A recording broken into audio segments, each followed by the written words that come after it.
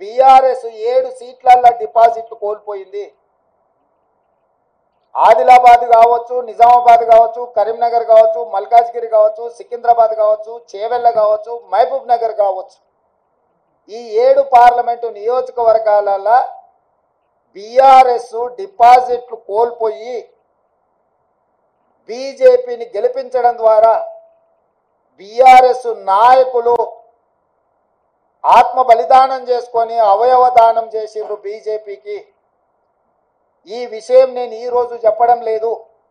ఎన్నికల ప్రక్రియ మొదలైనప్పుడే స్పష్టంగా పార్లమెంటు నియోజకవర్గాల వారీగా బలహీనమైన అభ్యర్థులను పెట్టి బీఆర్ఎస్ శ్రేణులను బీజేపీకి పని చేపిస్తున్నాడు చంద్రశేఖరరావు అని చెప్పి నేను స్పష్టంగా నిర్దిష్టమైన ఆరోపణ చేసిన.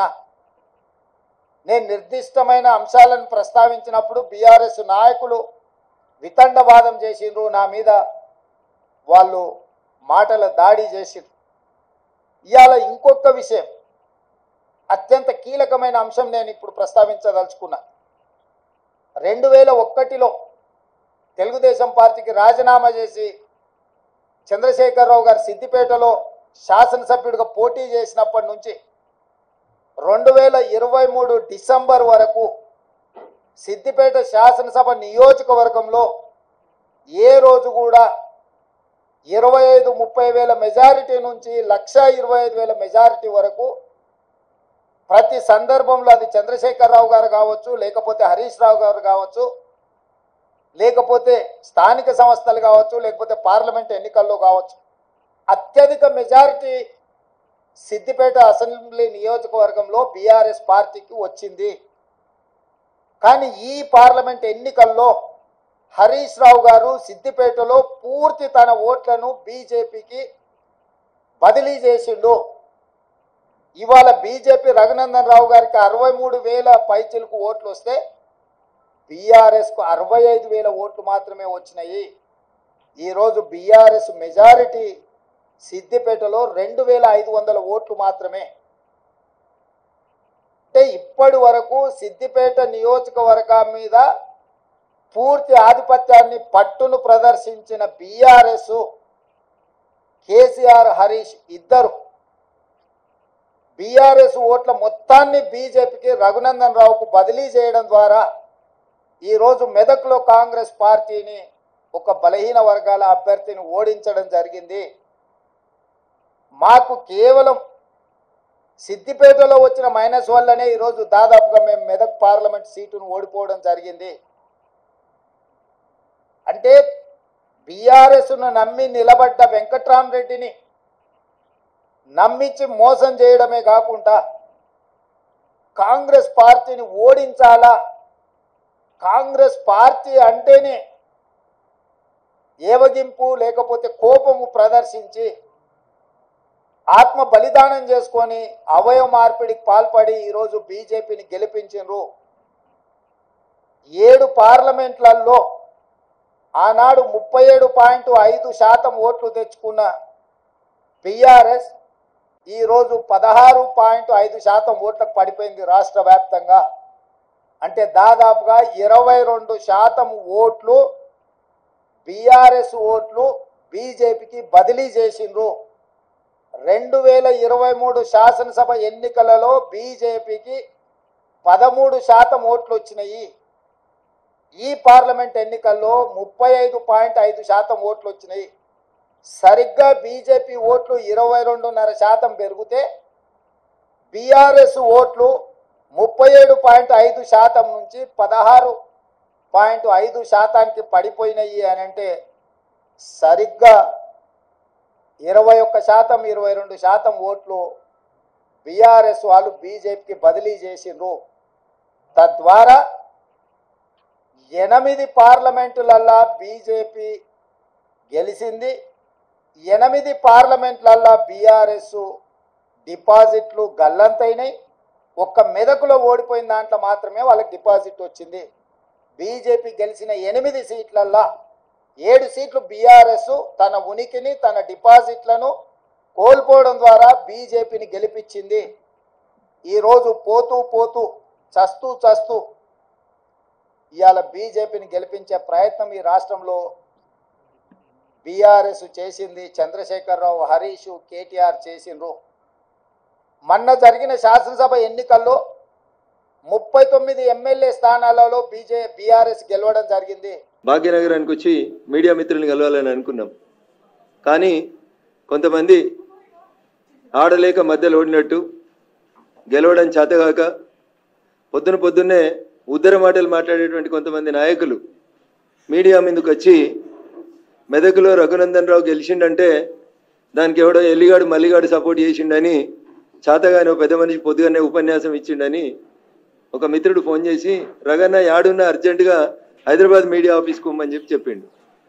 ఆ ఉద్దర మాటలు మాట్లాడిన పెద్ద మనిషి ఎవరంటే సొంత జిల్లాలో 1000 ఓట్లు లేనటువంటి ఒక శాసన మండలి సభ్యుని గెలిపించుకోవడం చేతగాని ఓ పెద్ద మనిషి నాకు శుద్ధులు చెప్తా ఉన్నాడు. అదే పెద్ద మనిషి ఢిల్లీకి వెళ్ళి ఇదే హరీష్ రావు అనేటువంటి కలిసి బిజినెస్ క్లాస్లో ట్రావెల్ చేసిర్రు. ఇద్దరు పొట్టోడు పొడుగోడు అనేటువంటి ఇద్దరు దొంగలు కలిసి నా మీద మెదకులో కుట్ర చేసిర్రు. చేతగాక కాంగ్రెస్ బీఆర్ఎస్ రెండు కలిసి నా మీద ఏదో నౌటంకేశాలు వేస్తాయని చెప్పి నేను చెప్తే మేము ఆ విమానంలో రాలేదని చెప్పలే, మేము కలిసి మాట్లాడుకోలేదని చెప్పలేదు, మేము కలిసి ప్రయాణం చేయలేదని చెప్పలేదు ఇద్దరు దొంగలు. ఆ ఇద్దరు దొంగలలో ఒక దొంగ వచ్చి పొద్దుగాల ఇక్కడ మాట్లాడుతూ ఉన్నాడు. నేను దొంగ అనే పదం చాలా స్పష్టంగా మాట్లాడుతూ ఉన్నా. ఎందుకంటే నన్ను ఏమనంతసేపు నేను ఎవరిని ఏమన్నా. నేను తెలంగాణ పల్లెటూర్లలో ఒక సామెత చెప్తారు, మీ ఇంటికి మా ఇల్లు ఎంత దూరం అయితే మా ఇంటికి మీ ఇల్లు కూడా అంతే దూరం అవుతుందని. మొత్తం ప్రపంచం అంతా చూసేటప్పుడు పట్ట పగలు నోట్ల కట్టలతోటి దొరికినటువంటి దొంగ రేవంత్ రెడ్డి అని సమాజం, టీవీలు, పేపర్లు, ఛానళ్ళు 10 ఏళ్ళు ఘోషించినాయి. మరి ఆయన కేసు ఎందుకు ట్రయల్ కాలేదు? ఎందుకు శిక్ష వేయించలేదు? ఎవరితో ములాఖత్ అయ్యిండు రేవంత్ రెడ్డి? హరీష్ రావుతోట, కవితతోట, చంద్రశేఖరరావుతోట ఆయన ములాఖత్. నేను అడిగిన మిమ్మల్ని సూటిగా ఇద్దరిని, ఫలానా ఎయిర్ ఇండియా విమానంలో 19వ తారీఖు రోజు రాత్రి మీరిద్దరు బిజినెస్ క్లాస్లో 2 గంటలు ఏకాంతంగా జరిపిన చర్చలు ఏంటంటే చెప్పడం చేతగాలే. ఏమన్నాడు ఆయన? రఘునందన్ రావును గెలిపించేందుకు సిద్దిపేటలో హరీష్ రావు అనేటోడు బీఆర్ఎస్ పార్టీ ఓట్లని బీజేపీ పార్టీకి వేయించిండు అని మాట్లాడిండు.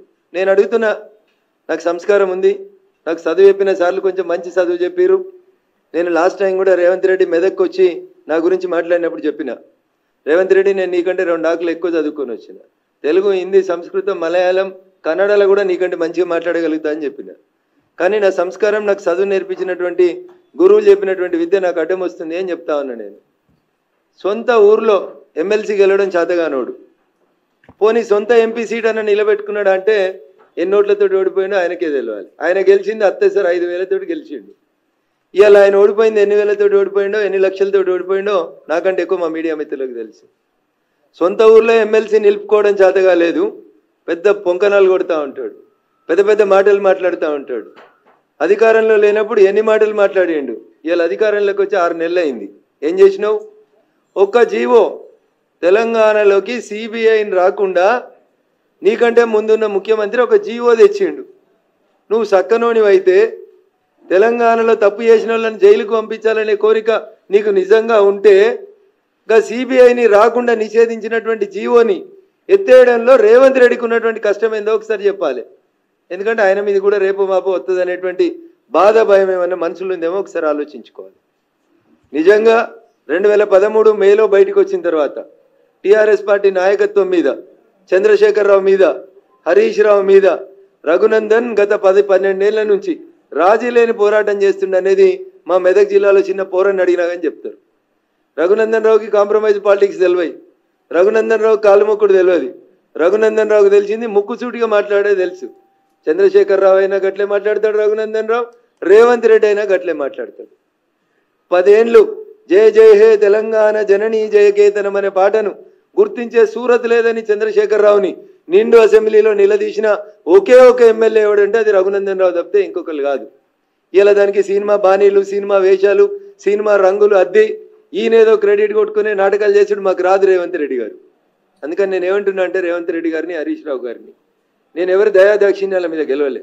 మా భారతీయ జనతా పార్టీ బూత్ అధ్యక్షుల దగ్గర నుంచి మొదలుకుంటే మా మెదక్ పార్లమెంటు పరిధిలో ఉన్న ప్రతి కార్యకర్త తన్ మన్ ధన్ పెట్టి రగన్న గెలవాలని కొట్లాడితే ఆ అహంకారపూరితమైనటువంటి కేసీఆర్ కుటుంబానికి, హరీష్ రావు అనేటువంటి దుర్మార్గమైనటువంటి క్రియలకి మా మెదక్ పార్లమెంటు ప్రజలు ఇచ్చినటువంటి తీర్పు నా మెదక్ గెలుపు.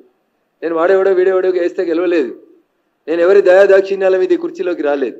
అందుకని నా గురించి మాట్లాడే కంటే ముందు నోరు ఒళ్ళు రెండు దగ్గర పెట్టుకోవాలని ఈ రాష్ట్ర ముఖ్యమంత్రి గారిని ఈ సందర్భంగా నేను హెచ్చరించడానికే ఇంత తొందరగా మీడియా ముందుకు రావాల్సి వచ్చింది.